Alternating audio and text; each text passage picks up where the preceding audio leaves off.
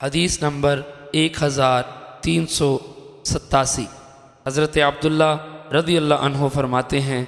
جس شخص کو یہ بات پسند ہو کہ وہ کل بروز قیامت اللہ تعالیٰ سے حالت اسلام میں ملاقات کرے تو وہ ان نمازوں کی حفاظت کرے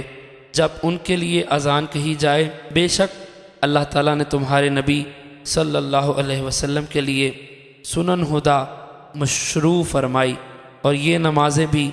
سنن ہدا سنت مؤکدہ سے ہیں۔ اگر تم گھر میں نماز پڑھو جس طرح یہ پیچھے رہنے والا اپنے گھر میں پڑھتا ہے تو تم اپنے نبی کی سنت کو ترک کر دیا، اور اگر تم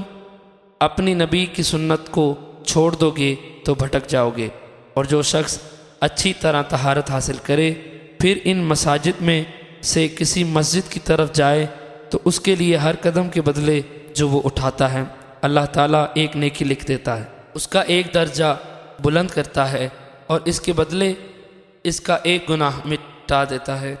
اور میں دیکھتا ہوں کہ ان نمازوں سے صرف منافق پیچھے رہتا جس کا نفاق ظاہر ہوتا، اور ایک شخص کو یوں لایا جاتا